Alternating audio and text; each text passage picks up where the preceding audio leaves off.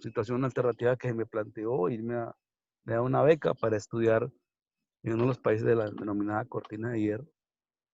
O la otra era olvidarme de todo, que para mí era muy difícil. Entonces tomé fue la opción de continuar con la actividad, pero con la certeza de que si me iban a matar, al menos iba a intentar defenderme.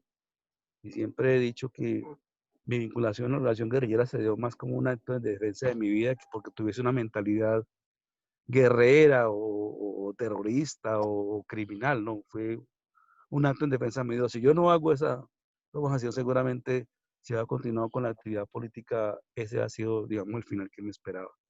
Decisión correcta o no, esa fue la que se dio en su momento. Había una circunstancia internacional también que facilitaba a los jóvenes de la época esa toma de decisión. Está el caso de Centroamérica, con los movimientos de liberación nacional que se daban en Nicaragua, en El Salvador, lo de Cuba, lo que ha pasado con el Cono Sur, con las dictaduras militares. Entonces había como todo un ambiente, digamos, propicio internacional para una toma de decisiones en torno a, digamos, a que la vocación o la posibilidad de ingresar a la lucha armada fuese como un factor, digamos, muy tangible y muy cercano para los jóvenes de la época. Ok, Gustavo. Gustavo, ¿cómo se habla al interior del movimiento y del secretariado lo que es la apuesta al proceso de paz? O sea, ¿cómo se llega a ese momento de pensarse al interior de las FARC? ¿Por qué hacer un acuerdo de paz? O sea, ¿por qué hacerlo en ese momento y no antes o después, sino en ese momento? Porque ya llega una dinámica, digamos, en el ejercicio de la actividad en donde entramos aquí muchos jóvenes y que la edad, digamos, empezó a llegarnos encima y no lográbamos ese cometido. Entonces, analizábamos que en más de 50 años, en donde habíamos colocado lo mejor de nosotros, no habíamos logrado tomarnos el poder por las armas.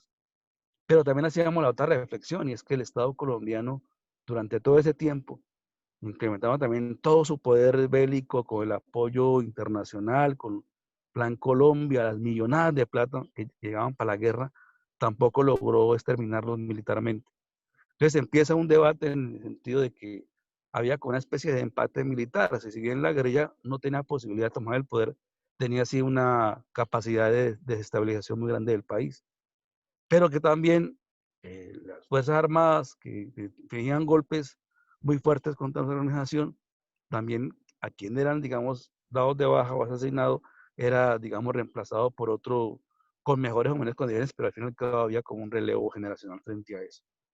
Entonces, ese empate militar hacía que prácticamente se planteara la necesidad de buscar, digamos, un diálogo buscando parar la guerra y buscar, digamos, continuar esa lucha o ese objetivo por un cambio social, digamos, por métodos no violentos, con, digamos, o armados, digamos, en ese momento. Entonces, por eso una de las banderas de los acuerdos que está en nuestro planteamiento en La Habana es la palabra será nuestra arma y queremos, digamos, abondar en ese camino de que sea el diálogo y que sea la argumentación y no el asesinato o la atentado personal contra quien tenemos diferencias, la dinámica que digamos, que tienda a definir las diferencias que tenemos.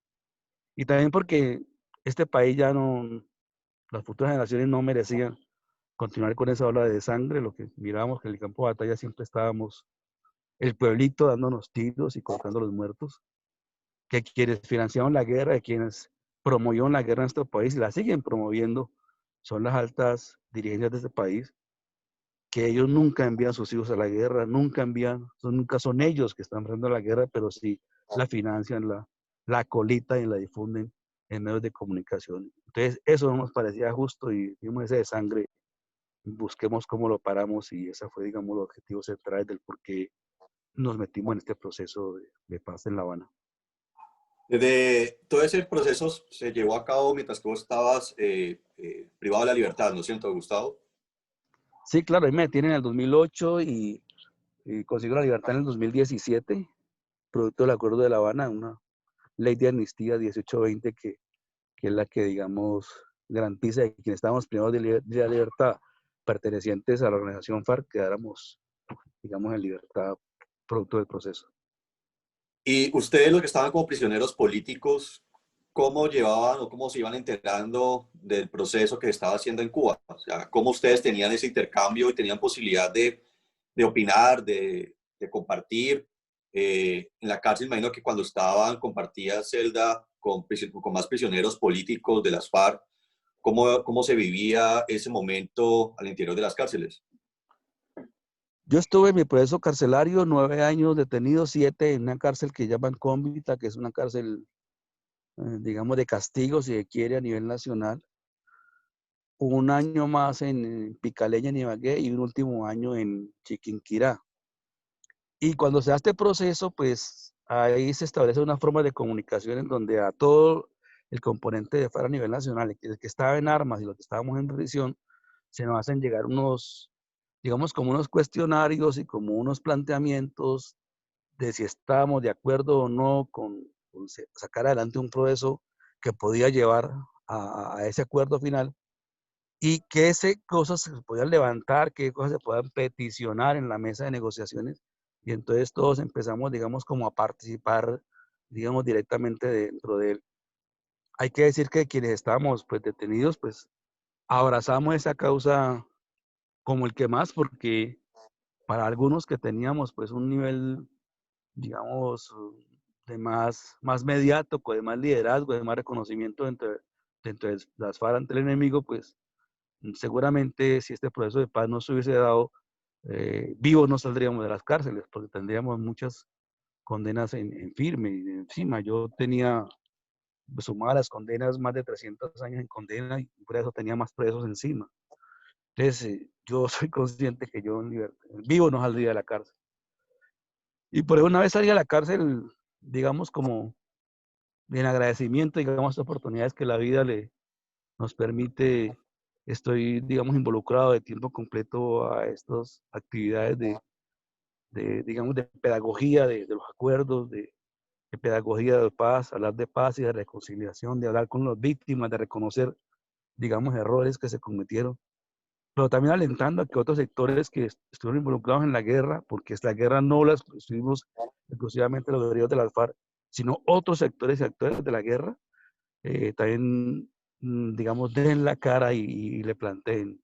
Yo pienso que los empresarios de este país, que los de los medios de comunicación, muchos políticos, aparte de las Fuerzas Armadas, a nivel de sus altos generales, también deben contribuir con esa alta dosis de verdad, que está demostrando en últimas, profe, y a los muchachos decirle eso, el alto nivel de impunidad que ha, digamos, rondado la justicia de este país, porque en la JEP, que es, digamos, el alto tribunal al cual nosotros estamos, digamos, obligados a dar nuestras versiones, se están enterando de una cantidad de cosas que la justicia de este país jamás pudo investigar, o porque no tuvo alamiento, no tuvo pues conocimiento de ellos, pero que muestra, digamos, el alto grado de impunidad de una justicia que nuestro país, digamos, pues es corrupta y tiene a mucha gente inocente en la cárcel, que fue lo que los que pagamos en prisión percibimos. Ok, Gustavo, de los 5 puntos, 6 puntos del acuerdo de paz, ¿cómo el secretariado y la mesa también del gobierno llegan a escoger qué son los acuerdos que quieren tratar? ¿Sí? ¿Cómo se llega a eso? Decir, bueno, vamos a tratar, son estos, va a ser el marco que queremos que nuestro proceso se encamine. ¿Por qué llegan a esos? Y si nos puede dar un breve descripción de cada uno, porque aquí yo sé que muchos de los compañeros que están presentes desconocen, por ejemplo, alguno de esos puntos. Bueno, para llegar a este proceso de diálogo fue todo un proceso que digamos que inicia con el discurso presidencial del 7 de agosto de 2008, de 2008, ¿cómo fue? 2008, sí, del 2010, perdón, cuando Juan Manuel Santos llega al poder. Entonces ahí hay un discurso donde él lanza una frase y dice, las llaves de la paz no están perdidos, yo tengo las llaves de la paz y, y yo sí pienso hacer un proceso de paz, digamos, en serio con la insurgencia de este país, que era un hecho que el uribismo, digamos, había cerrado de lleno. Entonces, eso hace que dice, mire, este señor llega al poder, Llegó, digamos, ayudado por Uribe, pero pues está planteando cosas diferentes. Miremos qué posibilidades de negociación con él. Entonces se comienzan a hacer, digamos, acercamientos con este gobierno, donde lo primero que se hace es identificar unos puntos de discusión, unas reglas de juego, digamos, propias para quienes iban a participar en el acuerdo. Eso, digamos, planteó, digamos, unas metodologías, una cantidad de voceros, unos temas, el tema de la confidencialidad. Entonces llevó casi 8 meses, digamos, en donde en forma secreta, digamos, delegados de Santos y de las FARC, digamos, se ponen de acuerdo y es donde ya se anuncia el hecho, digamos, en un acto en Oslo, Noruega, en el 2012 donde ya se hace público que se inicia un proceso de diálogos, pero previo a eso, repito, se dio toda esta etapa, digamos, clandestina, si se quiere, en donde nos encontramos para cuadrar de juego. En ese espacio de tiempo es donde se cuadran entre eso unos temas, una cantidad de voceros, de delegados, unas mecánicas de cómo irán las discusiones, y así arranca propiamente el proceso. El primer punto que nosotros abordamos en la mesa fue el tema de la tierra. Ese tema de la tierra fue, digamos, el más largo, hay que decir que duró casi 2 años y medio hablar del tema de la tierra. Ese tema lo llamamos el tema de la reforma rural integral, porque decíamos, bueno, el problema de la violencia de este país fue un problema por la tenencia de la tierra. Eso fue, digamos, los marquetalianos en 1964, donde fue el origen de las FARC, digamos, estaban peleando. Entonces, ¿qué pasa con la tierra? Que la tierra ahí está, digamos, en pocas manos, y los que lo tienen, pues los tienen en grandes latifundios, con una vocación de la tierra que no es la ideal, porque en un país en donde se le dedican 18 millones de hectáreas al latifundio para la ganadería y los monocultivos, y solamente 6 para proyectos agrícolas, pues muestra un poco el gran desfase, el gran desbalance que tiene de cómo hacemos para cambiar esa vocación de la tierra. Más en un país como el nuestro, que tiene todos los pisos térmicos y yo diría se produce de todo y que se podría servir de despensa a la región, se da la agitación que tenemos acá a ratos de hambruna. Ahora que tenemos la pandemia, podemos sentirla mucho más. Entonces, ese tema de la tierra fue, digamos, el más complejo. Y decimos que reforma integral porque no es solamente plantearle entregarle tierra a los campesinos, sino que es que esas tierras, que la gente que las va a trabajar, deben estar avaladas o acompañadas de otra serie de medidas.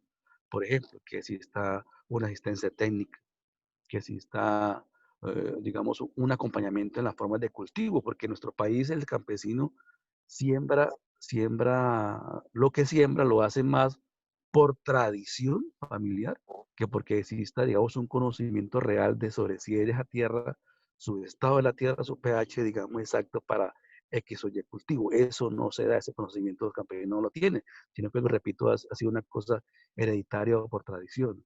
Entonces, esos campesinos deben tener una asistencia técnica. También debe haber un crédito para que la gente, digamos, produzca ese tipo de alimentos.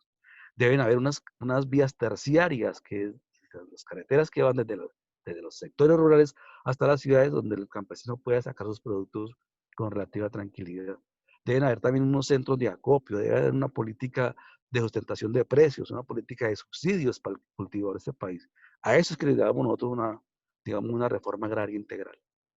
Un segundo punto era el de la reforma política. Entonces, ahí hablamos mucho del tema de la participación política y el tema de la participación, digamos, ciudadana. Entonces, como dos elementos centrales. Entonces, claro, se hace un acuerdo político y se va a hacer más con la necesidad de convertirnos en partido político o movimiento político.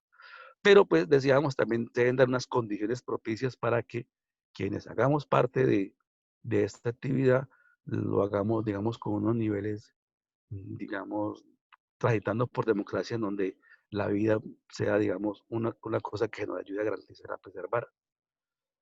Un tercer elemento es el tema de los cultivos ilícitos.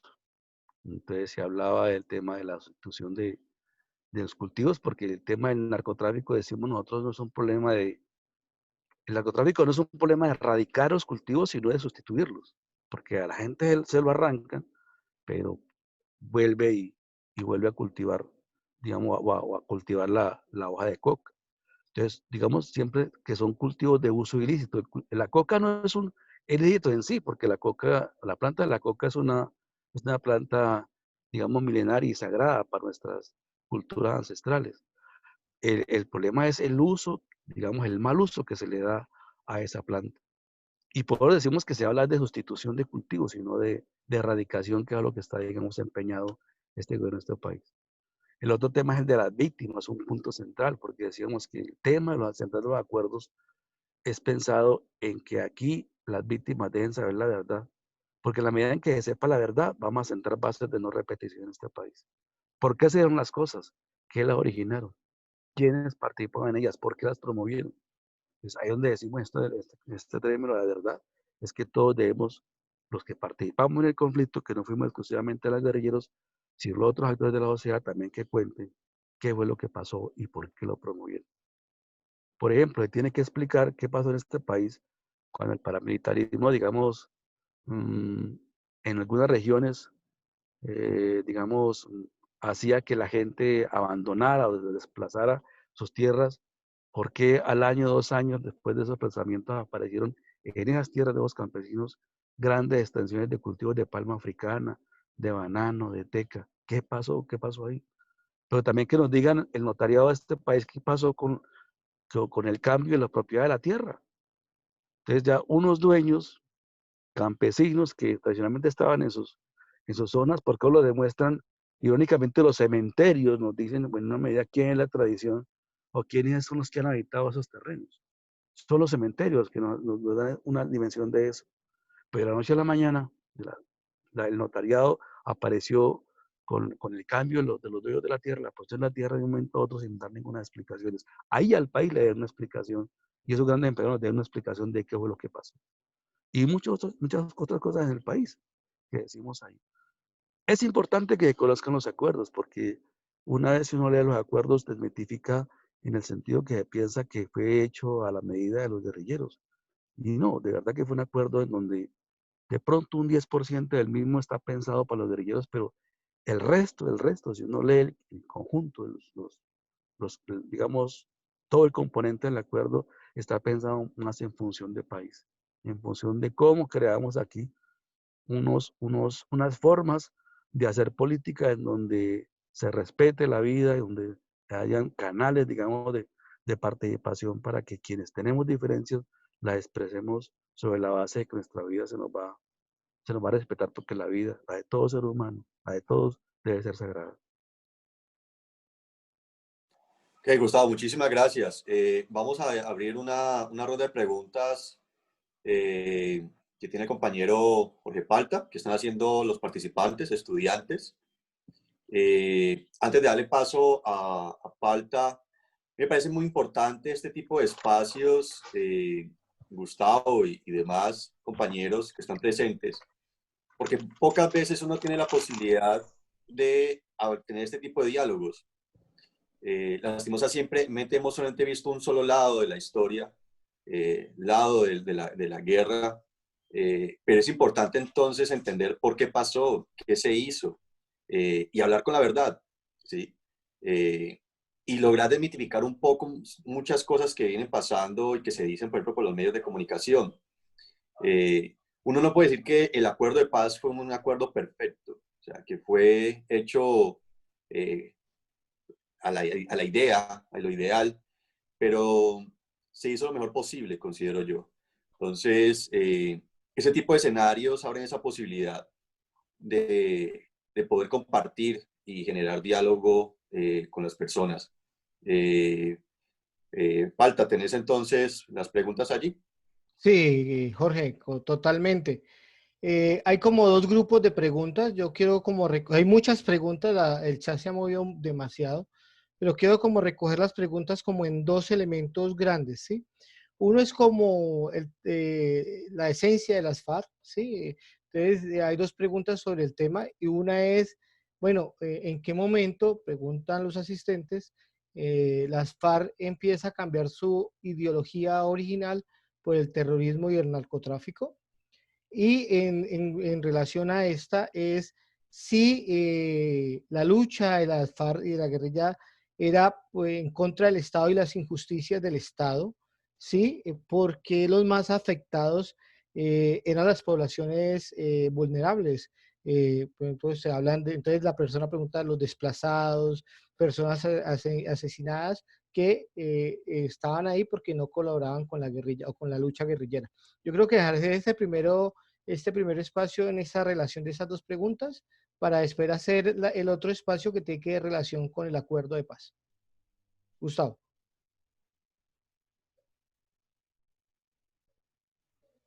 Gustavo, ¿está por ahí? Ya.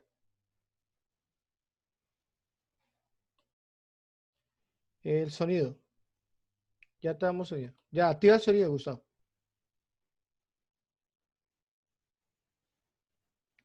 Listo, ya te escuchamos. Listo, listo. Ahí bueno, lo primero que hay que decir es que hacer la guerra es una actividad muy costosa y lastimosamente las FARC cometió, digamos, o tomó dos decisiones que fueron, digamos, muy complejas para el desarrollo de la guerra, y es que utilizó el secuestro como una forma de financiación, pero otro el impuesto a toda esa actividad, digamos, la droga de este país. Y eso, aunque era necesario para conseguir recursos para desarrollar la guerra, evidentemente, digamos, cambió el sentido ético frente a muchas cosas. Eso, digamos, es un elemento inecuánime. Lo otro es que nunca estuvo, digamos, en el sentir de la organización guerrillera, digamos, hacer o afectar a las comunidades, digamos, por las cuales sentíamos nosotros que defendíamos los derechos. Pero, por ejemplo, ¿qué pasaba en las tomas, digamos, guerrilleras a las estaciones de policía? Y es que es una vaina que discutíamos en La Habana con las mismas Fuerzas Armadas de este país, y es que ellos, en forma irresponsable, construyeron sus instalaciones militares en medio de la población civil. Entonces, ¿en qué cabeza cabe que estando en la situación de guerra que se venía, las instalaciones militares que saben que es un objetivo de una de las partes, estén dentro de la instalación civil buscando, decíamos nosotros, como escudo humano a la población civil para defenderlos a ellos? Eso, bueno, puede que no compartamos seguramente este razonamiento, pero entonces era una discusión que teníamos siempre con los miembros de la fuerza pública. Entonces, claro, cuando llegábamos a tomarnos una estación de policía en un pueblo, lo que mirábamos, todas las imágenes, es que la estación de policía estaba intacta, pero las casas alrededor de ella estaban todas en el piso. Entonces, ahí también cometimos el error de que no dimensionamos, digamos, el accionar nuestro por la búsqueda de esos objetivos, y ahí, digamos, también cometimos un error gravísimo, gravísimo. Pero eso no niega otras cosas, que lastimosamente es lo que más muestran, digamos, y es un poco la relación que teníamos nosotros con la comunidad. Y es que en muchos puntos de la geografía nacional, las FARC tuvo una presencia muy fuerte, precisamente es porque hay una ausencia total del Estado. Y a nosotros nos tocaba hacer, digamos, ser Estado en estas regiones. Y nos tocaba, digamos, ayudar a temas de salud, a temas de desarrollo comunitario, y muchos aspectos en ese sentido. Hay muchos hechos en donde muchas comunidades, digamos, obtuvieron medicamentos, casi que se facilitaron procesos educativos de ellos en buena medida por la presencia de la organización. Y eso, digamos, también hay que destacarlo y señalarlo. Nosotros, pues, digamos, promovíamos, digamos, algunos proyectos productivos pequeños para algunas comunidades y algunas familias, y que eso también se daba, y eso, digamos, es algo que no es, digamos, muy conocido. Las FARC, por ejemplo, promovía la defensa del medio ambiente. Teníamos digamos, unas normas que impedían la caza de determinados animales en el bosque. Teníamos, digamos, unos, en la parte de la defensa de los bosques y de las maderas en particular, teníamos unas vedas específicas, hacíamos unos controles de la tala de árboles en dependencia del tamaño de las pulgadas. No dejábamos pescar con dinamita, por ejemplo. O sea, teníamos una vaina separando del medio ambiente muy fuerte. Si ustedes miran, por ejemplo, una cosa que es muy turística ahora, que es la zona de la Macarena, por ejemplo. Esa zona se vino a conocer ahora, digamos, prácticamente el proceso de paz. Y nosotros esa zona la defendimos y verdad que la cuidamos mucho. Y la misma comunidad nos dice que los cambios que ha tenido la Macarena, que habían 10 años atrás, no los vemos que hay ahora, porque entró el turismo, entró la gente, digamos, a depravar, digamos, a depredar, perdón, esas regiones. Entonces, hay unos hechos que las organizaciones guerrilleras sentimos que hay que también conocerlo. Eso no, digo yo, explica, no justifica la cantidad de errores que se cometieron, pero también no todo nuestro accionar, no toda nuestra presencia, digamos, en las comunidades fue, digamos, como nos la describen. Incluso hay comunidades que nos dicen que entre los actores armados que estuvieron en el territorio, el menos dañino para ellos fue el de la guerrilla, porque lo comparan cómo fue la presencia de la fuerza pública o los paramilitares. Efectivamente hay unos comportamientos abismales frente a cómo era, digamos, la forma en que las comunidades nos percibieron y nos aceptaron en el territorio. Gracias, Gustavo, con esta parte primera que nos explicas. La segunda tiene que ver un poco, el segundo grupo de preguntas tiene que ver un poco con lo del acuerdo de paz. Lo primero es que preguntas que para que el acuerdo sea honesto y efectivo y duradero, pues qué puntos deben de tratarse además de los 5 que se trataron y quién debe estar en la silla de negociación. La segunda es, ¿por qué esperar un proceso de paz para dejar las armas y no optar por la desmovilización sin el proceso? El proceso de paz pudo ser mejor, sí, no, ¿por qué? Y ¿qué se necesita en Colombia para llegar a una paz estable y duradera? Como que son como Listo, quiero recoger. listo. Empezar diciendo primero que si hubo una cosa que, digamos, causó mucha discusión a nivel nacional fue el término de entrega de armas por el de dejación de armas. Nosotros utilizamos el término dejación de armas y no de entrega de las armas, porque regularmente quien entrega un arma está en medio de una lucha en donde, digamos, expone su vida por adelantar para ella, jamás entrega un arma. El arma se entrega solamente cuando se ha capitulado o cuando se ha vencido a una de las partes. En este caso no hubo, digamos, vencedores ni vencidos, hubo especie de empate militar, como lo explicaba anteriormente en la intervención anterior. Pero entonces decía que por eso nosotros hablamos del término de dejación y por eso al Estado colombiano nunca le entregamos un arma, se le entregamos a un tercero, que fue Naciones Unidas. Y Naciones Unidas hizo ya su proceso de, digamos, de fundición de las mismas como tal, pero no fue, digamos, nunca el Estado colombiano con el que se estaba, digamos, como combatiendo. ¿Qué falta aquí también? Es que, bueno, que haya, para garantizar la paz, la búsqueda de todos los sectores. Es urgente también establecer diálogos con el ELN, es urgente establecer diálogos con otros sectores, digamos, del mismo uribismo para que, digamos, ese lenguaje de violencia, digamos, se frene y que pasemos a otra etapa, digamos, como sociedad. Yo creo que ya estamos en pleno siglo XXI y ya tenemos que, digamos, que madurar bastante en ese chiste. Eso es un proceso. De la guerra no es fácil. No es fácil, uno se acostumbró a eso y el arma era su compañera inseparable y o sea, dejar esa actitud es una cosa que quienes hemos estado en la guerra decimos que es una cosa de valientes porque uno se volvió en una lógica de vida, casi que el ser de uno, lo que justificaba su existencia era la tenencia del arma. Así lo vivimos y lo sentimos quienes estuvimos, digamos, alzados en armas. Pero por eso, digamos, la importancia de haber dado ese paso que realmente no se valora. Y es una lástima porque en nuestro país pasa eso. Mire, el proceso de paz en el mundo, es un ejemplo grandísimo para todos los países o para todas las sociedades donde existen diferencias, donde miran que ese es factible hacer un alto en esa guerra llena de sangre. El proceso de paz le aportó al mundo una nueva forma jurídica de asumir, digamos, estos conflictos con la creación de la JEP, de la Justicia Especial para la Paz, o lo que llaman justicia transicional.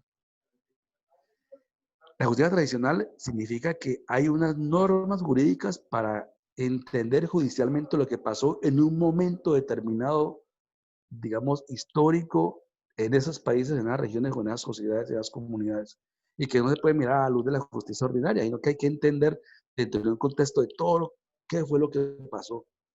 Porque es que nosotros, como guerrilleros, no somos culpables de alzarnos en armas. La responsabilidad de habernos alzado en armas obedece a unas injusticias sociales y políticas que se daban en este país, ocasionadas por quienes estaban dirigiendo el país. O sea, que hay un nivel de responsabilidades compartidos. No, nosotros somos una respuesta a algo que, digamos, que la motivó. Nosotros no, es un problema de cómo se dan las cosas. Nada surge de la nada, nada surge por la espontánea. Hubo algo que motivó esa, esa decisión de alzarnos en armas, y eso es lo que, digamos, la justicia tradicional, digamos, ayuda a entender, digamos, no justificar, pero sí a entender el momento político que se vive el país y el porqué de la toma de decisiones. Y eso es lo que se tiene que entrar como a mirar. Por eso, digamos, el acuerdo buscaba como eso, sentar que aquí hubo un problema de la tierra, entonces fue un elemento abordado. Que aquí hubo un tema de participación política en donde se cerraban espacios. ¿Qué pasó con la Unión Patriótica? ¿Por qué se desconoció en el 70 en las elecciones que ganó la NAPU? Que fue, digamos, ese 19 de abril de 1970, ese hecho de desconocimiento de la voluntad popular originó que surgiera el movimiento 19 de abril, M19. El M19 surge precisamente porque hubo una decisión de la dirigencia de este país, de un frente nacional, el movimiento 70, que desconoció las elecciones y eso justifica. Entonces, todo tiene, digamos, una explicación del por qué se dan las cosas, y eso es un poco lo que busca esos acuerdos. Gustavo, como un tercer grupo de preguntas aquí para cerrar este espacio y seguir con Jorge. Hay una pregunta, es, bueno, con el no, ¿qué pensaron ustedes? ¿Qué pensó las FARC cuando la gente en Colombia dijo no al plebiscito? ¿Pensaron seguir trabajando por la paz o hacer cambios frente a esto, frente al acuerdo?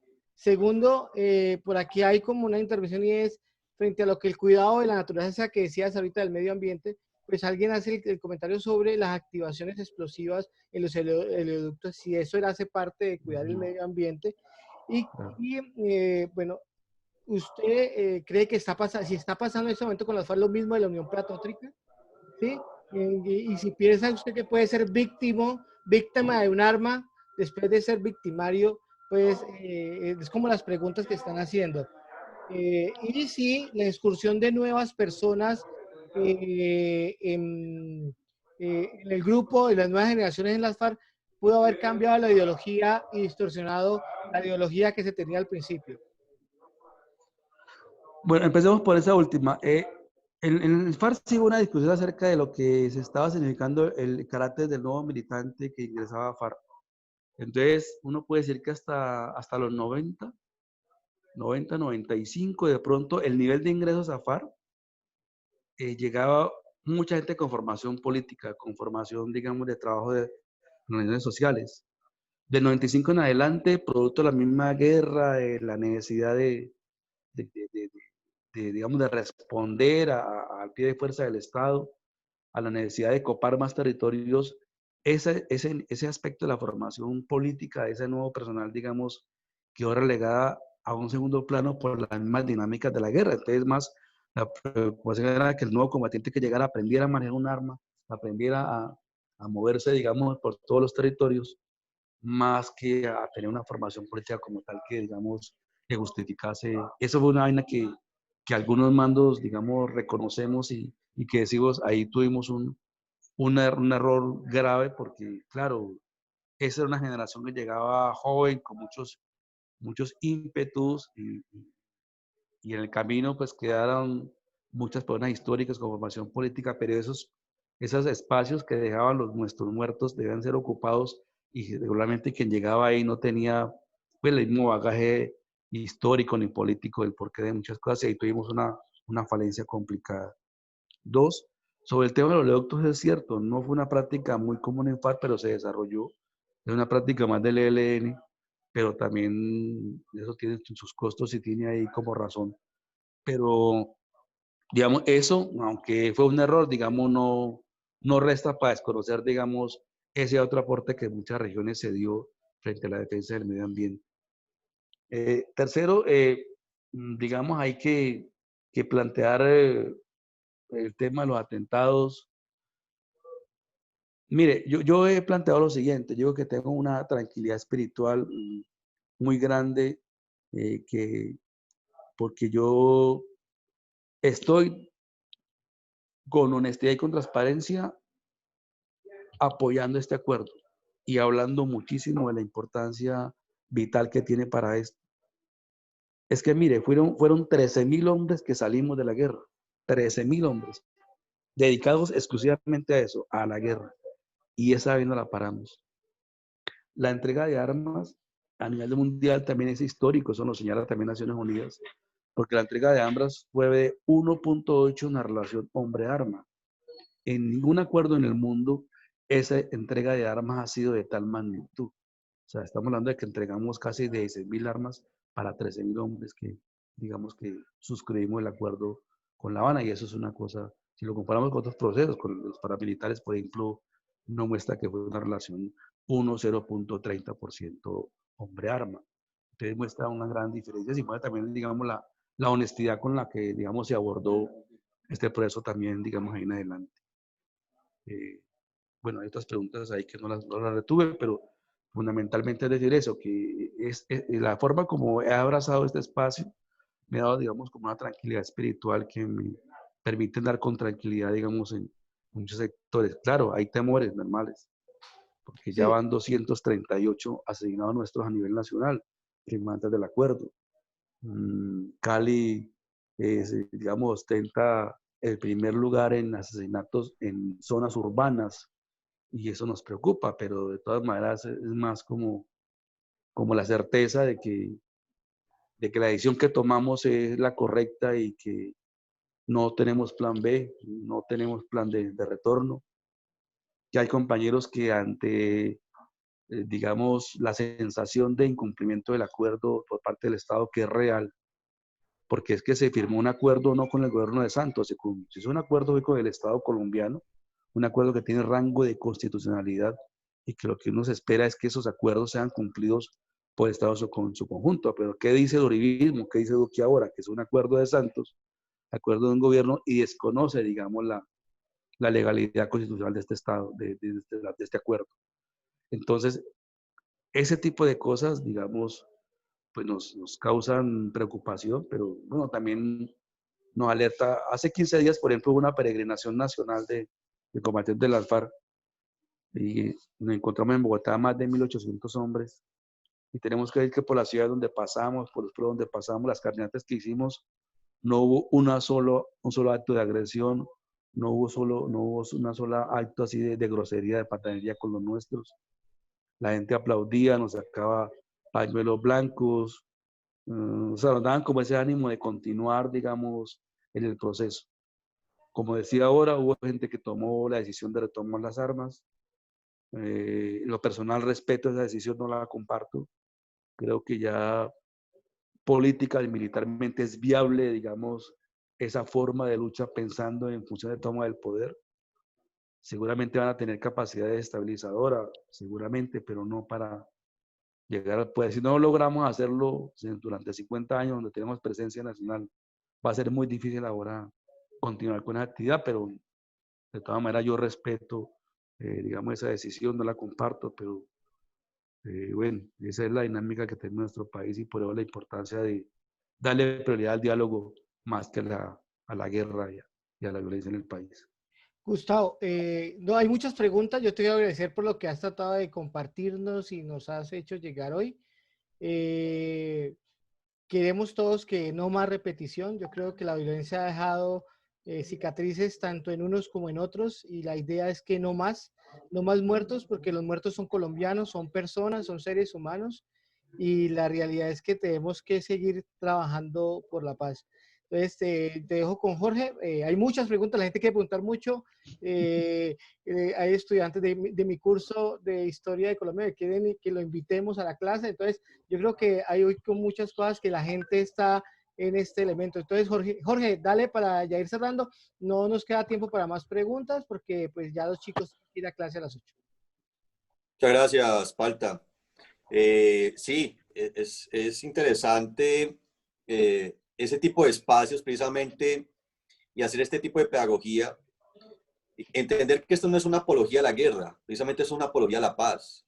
Es poder sentarse y escuchar a ese otro que nunca hemos tenido la posibilidad, sino que los medios de comunicación han pintado que ese otro es un monstruo y todo lo que nos han vendido, ¿sí? Y es importante generar este espacio, este diálogo. Con Gustavo lo hemos hecho ya en otras clases y hemos tenido unas experiencias muy interesantes en los salones de clase. Eh, Se respeta la opinión y lo que cada persona pues en su corazón tiene, las emociones que esto puede despertar, porque finalmente eso es lo que deja la guerra, ¿sí? Unas heridas muchas veces que son muy complicadas de sanar, pero entender que la guerra debe terminar allí. El perdón no es obligatorio, ¿sí? Pero sí la reconciliación para poder lograr tener una sociedad mucho más unida. Eh, Mire, 50 años de guerra finalmente lo que ha dejado es a un país devastado, acabado. Y algo que comparto con Gustavo de la experiencia que tengo en trabajo en las comunidades es que finalmente los grupos armados crecieron y cogieron mucha fuerza en algunos territorios debido en últimas al abandono estatal, ¿sí? O sea, hay un abandono estatal en algunas zonas que nosotros en las ciudades desconocemos porque no hemos tenido la posibilidad de llegar a ellas. Pero yo recuerdo que cuando estábamos haciendo el tema del proceso, habían comunidades, por ejemplo, que le pedían a la FARC que no se fueran de sus territorios, ¿sí? Y yo cuando cuento eso, la gente dice, pero ¿cómo es posible? ¿Sí? Pues la comunidad lo pedía. ¿Por qué lo pedían? Porque sentía que con ellos había todo un tema de protección y seguridad.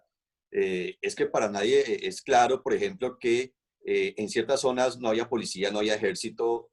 Finalmente, entonces, que generaba la justicia, generaba todo, tema de construcción, vivienda, salud, pues era el movimiento armado y la guerrilla, ¿sí? Eh, Esto entonces se hubiera podido evitar si el Estado llegara a esas zonas verdaderamente como es. Que creo que ahí es una de las grandes problemáticas que ha tenido este proceso de paz. Y es que se suponía que donde estaban los movimientos, el movimiento, algunos frentes de las FARC, llegara el Estado a suplir todo este tipo de necesidades que hay. Finalmente no se ha hecho, ¿sí? Y ahí se está perdiendo nuevamente la guerra. Y es donde los nuevos grupos que han salido, como la disidencia y otros grupos, han venido cogiendo fuerza enormemente. Y finalmente por el negocio de narcotráfico, ¿sí? Entonces, me parece importante este tipo de espacios, vuelvo digo, no por un tema de la guerra, sino una apología. Y ahora, una pregunta que le quiero hacer a Gustavo ya, como para ir cerrando este espacio, es, desde la parte personal, Gustavo, ¿qué te dejó la guerra? Eh, ¿Qué perdiste? ¿Qué ganaste? Eh, ¿Cuál es la vida hoy en día de Gustavo? ¿Qué está haciendo en este momento Gustavo? ¿Sí? Y en este momento, ¿qué está pasando con los hombres y mujeres que se movilizaron, por ejemplo, puntualmente, que están en el Valle del Cauca? Hay que aclarar que muchas personas, por ejemplo, desconocen esto, pero el Valle del Cauca no se hizo zona de reincorporación, porque aquí no, pues por múltiples cosas no lo permitieron, pero que prácticamente, según el censo que hizo la Universidad del Valle, son más de 300 hombres y mujeres que Valle del Cauca, ¿sí? Y que le están apostando a una vida pues organizada y siguen pidiendo perdón, ¿sí? Ellos entienden la importancia de este tema del perdón. Entonces, Gustavo, eso y finalmente, pues, ¿qué nos quieres decir frente al tema del perdón y con qué mensaje nos deja, Gustavo? Bueno, yo quiero decir que fueron 35 vinculados a la guerrilla de las FARC, digamos lo que soy en términos humanos, eh, digamos de formación personal se lo debo a la organización.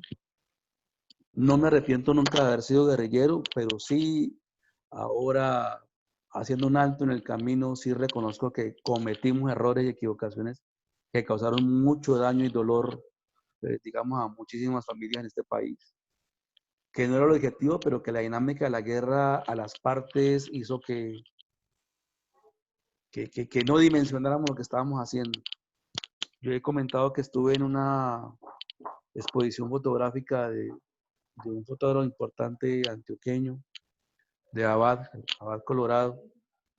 Y cuando uno ve las imágenes de los destrozos que causaban el accionar de fuerza pública, paramilitares y el que hacíamos nosotros, uno dice, pucha, mano, esto es inconcebible que uno estuviese en esa dinámica y no dimensionara estas realidades terribles de la dinámica de la guerra, que por fortuna la paramos y tuvimos, vuelvo y repito, ese valor de decir no más. ¿Qué recuperé? Recuperé a la familia, recuperé que no la pude tener por temas de persecución. Tengo ahora una bebita de 2 años que me está enseñando ese ejercicio de ser padre y que me tiene, digamos, como muy contento y muy emocionado con ese ejercicio. ¿Cómo me escuchan? Bien, Hola, hola, ¿me escuchan?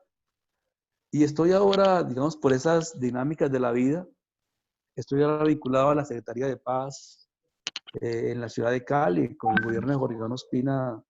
Se está planteando cómo desde la Secretaría se hacen, se considera un espacio de paz y de reconciliación, con la siguiente característica, es que la dirige un militar que fue, digamos, una persona de las fuerzas especiales del ejército de este país, él es secretario general, secretario de paz. Hay una persona que fue alcalde y diputado y que fue secuestrado por el ELN, y estoy yo fui comandante de las FARC, y estamos los tres dentro de ese ejercicio, digamos, mostrándole al país y al mundo que si es posible que actores del conflicto estemos ahora desde la Secretaría generando espacios de paz y de reconciliación. Y esa es, digamos, la gran sorpresa. Hoy estuve con el señor Darío y me decía unas palabras que me emocionó mucho, y es que me decía que la presencia suya en la Secretaría es una esperanza de que la paz y que la vida sí es posible, lo que debemos, digamos, fomentar, porque definitivamente tenemos que crear o tenemos que buscar porque porque como decía el profesor Jorge, no se perdone, pero que sí al menos tengamos de que no olvidemos, pero que tengamos la voluntad de pasar la página, que no es fácil, pero que este país ya no necesita andar más en guerra y en violencia. Y es un poco lo que estoy dedicado ahora, a buscar la paz, la reconciliación, a generar espacios, digamos, que conlleven a dar esas experiencias. Lo estamos haciendo en los barrios, porque le decimos a los muchachos de las pandillas, mire, si logramos ponernos de acuerdo, el doctor Danis, que era militar, y yo que fui comandante guerrillero, ¿por qué no pueden hacerlo ustedes para pasar de una calle a otra? Y mostramos que en la práctica eso es posible. Nosotros que estuvimos dándonos fusil y explosivo como un carajo, porque ustedes no lo pueden hacer. Entonces son ejemplos de vida que creemos pueden ayudar, digamos, a crear un ambiente diferente en nuestra sociedad, y en eso estamos comprometidos en su consecución.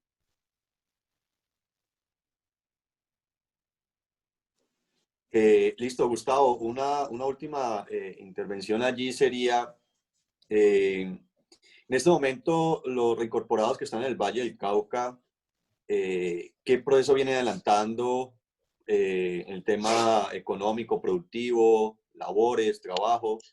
¿Y cuál creerías tú que sería el llamado de la población caleña con este proceso? O la población en general con este proceso.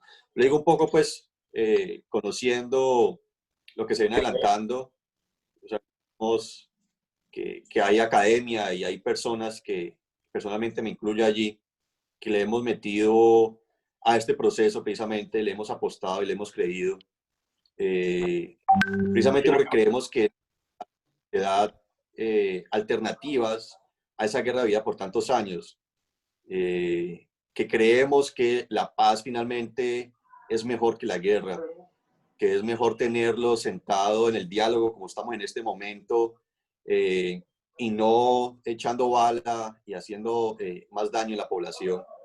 Entonces, personalmente, soy un convencido del acuerdo, del proceso. Creo que es necesario seguirlo brindando. Eso también es un llamado a las personas que están en este momento aquí. Es un llamado a acompañar el proceso, a acompañar a estas personas, hacer pedagogía frente al tema del acuerdo de paz. y poner un granito de arena que creo que es necesario. La iglesia nos invita a hacer un llamado de perdón, y yo creo que un acto muy importante en nosotros y en las personas que son católicas, esa frase que tiene el Padre Nuestro de perdona nuestros pecados como también nosotros perdonamos al que nos ofenden. Muchas veces creo que se queda corto el tema del dicho al hecho, ¿sí? Entonces, puedo contar, Gustavo, contar qué están haciendo en este momento los reincorporados en Cali y cuál sería como la apuesta finalmente. Bueno, profe, la última dato que nos da la ARN es que en el Valle del Cauca hay más de 500 procesos de proceso de recuperación ubicados en 17 municipios del departamento, en esencia. En Cali vemos casi 280, con una dificultad muy grande, y es que la mayoría están en centros urbanos y en los acuerdos de La Habana no se planteó la reincorporación desde lo urbano, con enfoque urbano, sino con enfoque rural. Entonces muchos ya están viviendo en la ciudad, no tienen vocación, digamos, de estar en el campo, sino en la ciudad, y entonces ahí estamos teniendo, digamos, una falencia grande para hacer el proceso de reincorporación económica de nuestra gente. Están unas cooperativas con unos proyectos, pues digamos, que no, digamos, satisfacen ingresos económicos básicos para sostener una familia, pero que, digamos, andamos, digamos, en esa dinámica de construcción de figuras jurídicas que nos permitan, digamos, pensando en proyectos productivos. Hay un acercamiento muy interesante con la nacionalidad a nivel de alcaldías y gobernación. Lo propio está haciendo con la empresa privada y con la comunidad internacional, buscando, digamos, que a estas personas que salimos de la guerra es importante, digamos, fomentarles un proyecto productivo para que no se vean o nos veamos tentados a retornar a la guerra, porque si definitivamente no tenemos, digamos, unas facilidades económicas, pues el paso a regresar a eso está muy corto y no queremos, digamos, que esa sea nuestro futuro próximo, y por eso, digamos, ahondamos en ese tipo de relaciones con agentes señalados anteriormente, buscando, digamos, hacer realidad la posibilidad de proyectos productivos rentables para nuestra gente. Gustavo, finalmente entonces, el perdón que tú generas y haces y pides, ¿cómo lo ves? O sea, ¿crees que el perdón en la sociedad colombiana, eh, cómo te parece? O sea, ¿cómo lo has percibido en los eventos que has estado? Lo primero es, digamos, la sorpresa de algunos, pero cuando ya, digamos, el choque, digamos, que se da, el impacto que se produce de tenerlo a uno enfrente y que lo escuchen a uno hablar, que lo escuchen interlocutar, que miren, digamos, el significado de sus palabras, ha hecho que muchas personas comiencen a cambiar, digamos, su posición. No se trata de que los he convencido y que se vuelvan unos farianos, pero sí, digamos, se deja el imaginario de muchas personas otra forma de pensar y de mirarse las cosas, no como, digamos, como lo habían vendido los medios de comunicación, sino la posibilidad de tenerlo de frente cuando jamás se tuvo como esa posibilidad. No sé, digamos, los muchachos que me están escuchando, si antes habían tenido enfrente a una persona, digamos, de la guerrilla y tuviese la, digamos, la posibilidad de tener este intercambio de opiniones como en la noche de hoy lo hemos tenido. Y mi objetivo no es, digamos, convencerlos, sino darles otro punto de vista y que ustedes hagan las valoraciones frente a lo que, digamos, es puesto. Profe Palta, tengo la mejor disposición cuando usted me invite con el mayor de los gustos, porque hoy me repito, esta dinámica de la pedagogía de la paz, de la pedagogía de los diálogos, hace parte de, si quiere, una acción de vida, y mi compromiso es ahondar en eso con quienes tengan la voluntad y la disposición de escucharlos con la mejor energía. Estaré donde se me invite, profe. Hey, Gustavo, muchísimas gracias, hermano, por tu compañía, por tu palabra, por contarnos tu vida, contarnos un poco a este proceso también agradecerles a cada uno y cada una que estuvo en este espacio acompañándonos. Como le decimos, la Semana de las Humanidades, y este año queríamos precisamente hablar acerca de la construcción de paz, ¿sí? Construcción de paz desde cada uno de los sectores. Creo que aquí estudiantes que se están formando en la institución, una institución con valores pues católicos, de dignidad humana y derechos humanos, estamos llamados a un compromiso ético, ¿sí? Apostarle a la paz, apostarle a este país y darle un país mejor a las futuras generaciones, ¿sí? Entonces, agradecerles enormemente por el espacio, por el respeto, realmente importante eso, el respeto que se ha dado. Y bueno, Gustavo, agradecerte a ti enormemente. No sé si quieres cerrar con alguna otra palabra, si quieres algún mensaje, el espacio es tuyo, y un abrazo fraternal. Bueno, desconozco, profe, digamos, las edades de las personas que tengo enfrente, pero mire, yo soy una persona de más de 50 años que estuvo, digamos, toda una vida, digamos, dedicado a este ejercicio. Pero en ustedes, los jóvenes, está en el rumbo que este país debe tomar. A ustedes los llamo a que se empoderen de su futuro, porque ustedes son el futuro y deben ayudar a construirlo, a enderezarlo y a definir qué tipo de país es el que queremos.